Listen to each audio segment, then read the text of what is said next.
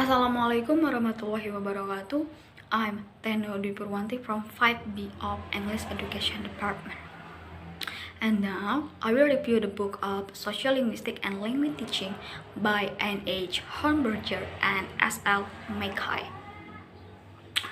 And this review based on my opinion because I've finished reading the book. So if you don't agree with my opinion, and that's okay. So here we go. I think the objective of this well-written book is to acquaint the readers, dealing with teachers in this case, with the field of sociolinguistics and how it can shed some light on language teachings.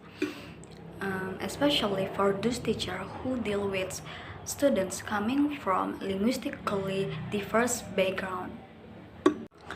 The book stands out from the crowd in that it eloquently combines sociolinguistics with language teaching in one volume, something that is without precedent. The books come with added significance with respect to the increasing for socially embedded views of language and language pedagogy.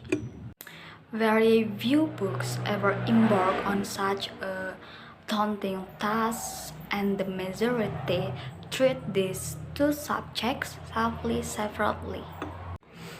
Well balanced in its focus line of comprehension and comprehensiveness, sociolinguistics and language teaching fills a gap in the field of sociolinguistics, applied linguistics, and language teaching.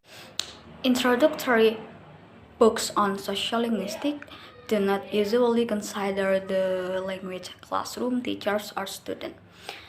Applied linguistic collection usually only focus on the second or present language classroom disconnected from its social context. See, however, Philipson 1992 and Pennycook 1995, inter alia, which however do not focus on interactional studies. And language teaching books focus on classroom pedagogy without considering any such sociolinguistic aspect of teaching or learning and interaction. This collection capitalizes on the social aspect within and toward language classroom interaction, be the language at issue an FL or an L2. Okay, next I will review each chapter of this book, but not all, only chapters 1 to 10. So, here we go. Chapter 1. This chapter deals with 3 heavyweight issues in language pedagogy, such as language, attitudes, motivation, and standard. The chapter in general examines the impact of social and political context on social attitudes toward particular language and language varieties, in addition to individual motivation to learn a language. To be fair to applied linguistic collection, it should be added that they sometimes emphasize the social aspect, and that is when their theme is bilingual education studies or the socio-cultural historic aspect, which explicitly in minority bilingualism studies. Chapter 2. This chapter also discusses other sociolinguistic phenomena such as convergence and transfer. The author explains an extreme effect of language contact is linguistic convergence when one language undergoes extensive structural modification in direction of dominant language. The writer distinguishes several types of multilingualism, i.e., territorial principle of multilingualism, in which the country as a whole is multilingual but individuals are mainly monolingual, and personality principle multilingualism, in which the state promotes multilingual individuals. Part 3. In this part, the writer, recognizing the inadequacy of perspective approach to language, promote a descriptive study of word analysis. Such a study, I believe, would see the true merit of English as a widely spoken language in the world that has empowered people across the world to communicate with even minimum knowledge of this language. Piper. This chapter touches upon five major issues under the topic of language planning, such as first, the basic assumption underlying language planning. Second, key definition and types of language planning. Third, orientation and approach. Fourth, goals. Fifth, legal challenge. At the definition level is involved in corpus planning.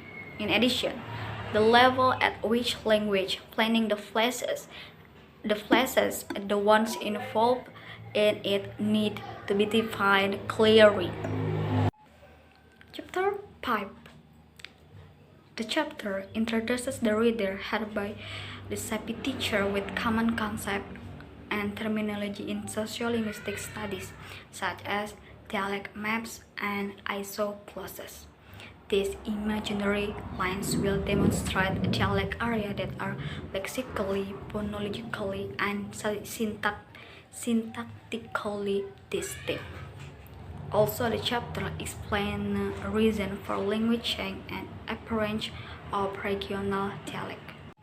Language variation can also take place on social continuum with respect to age, gender, social class, and networking. Chapter 6. This chapter introduces the sociolinguistic phenomena of Pidgin and Creole and the consequence for education.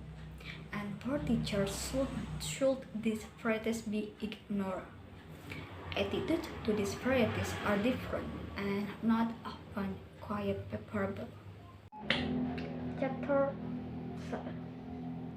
This chapter beginning with an introductory on feminist movements in the United States by examining and revealing a gender based on ideologies in both written and spoken discourse and social practice. They give us a good place to start from on the issue of gender.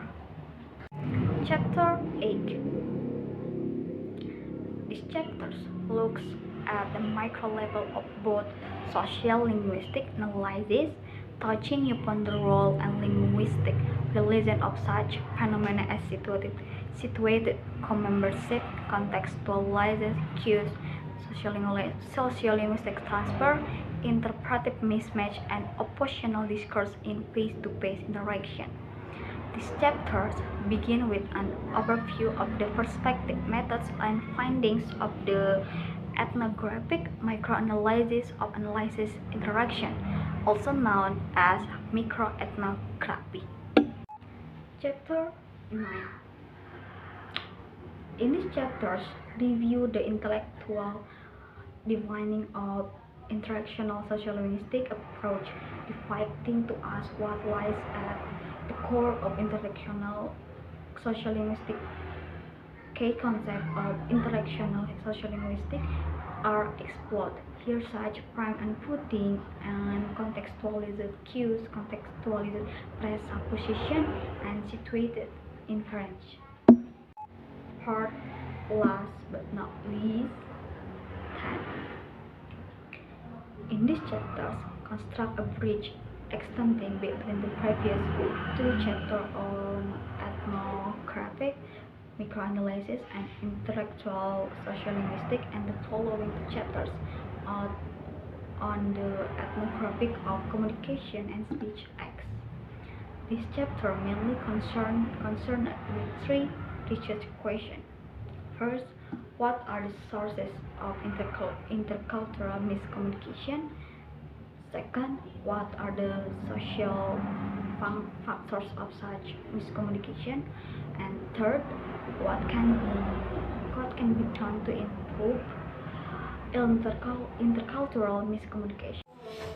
Actually, this book added to experienced and novice language educators provide an up-to-date overview of sociolinguistics, reflecting changes in the global situation and the continuing evolution on the field and relevance to language education around the world.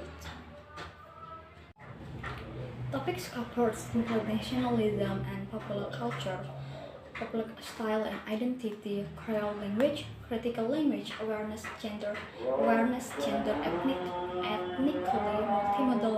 multimodal literacies, classroom discourse, and ideologies and power.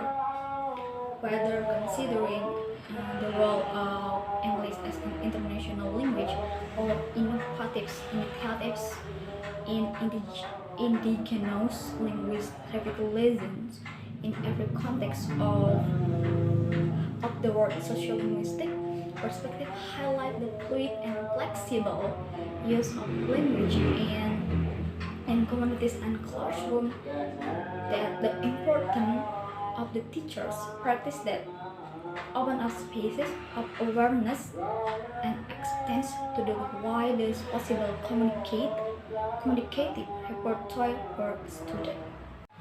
To those of us who came of age with Mackay and Hornberger's sociolinguistic and language teaching, this newly edited volume is a gift that will enable us to share our fascination with the social, cultural, and political aspect of language teaching with students, teacher while updating our own knowledge of sociolinguistics.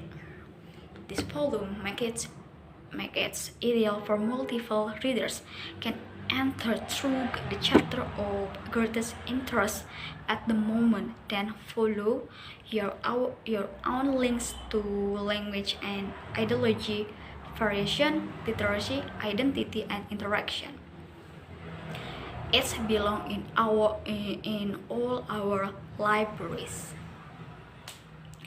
The authors have done a super job in creating a research that is comprehensive in its articulation of the complexities of social interaction in a globalized world, yet simultaneously accessible,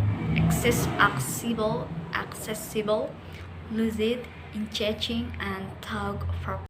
Well, I think there are more than enough review from me, and once again, I remind you that this is based on my point of view.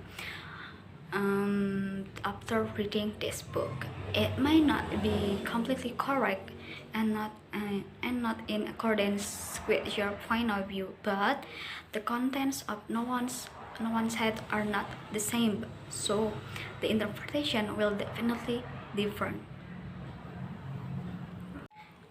For information, for me, this book is quite difficult to understand, and I don't know why, but I've do my best to understand these materials, every chapter of this book, and provide this review, which I hope this review will be of great help to anyone who needs a review for this book. Good luck. Well, that's a video from me. Sorry if there are many still mistakes, because I'm still learning, and sorry if there are words are not pleasing. Yes, I'm a human. So that's enough. Assalamualaikum warahmatullahi wabarakatuh.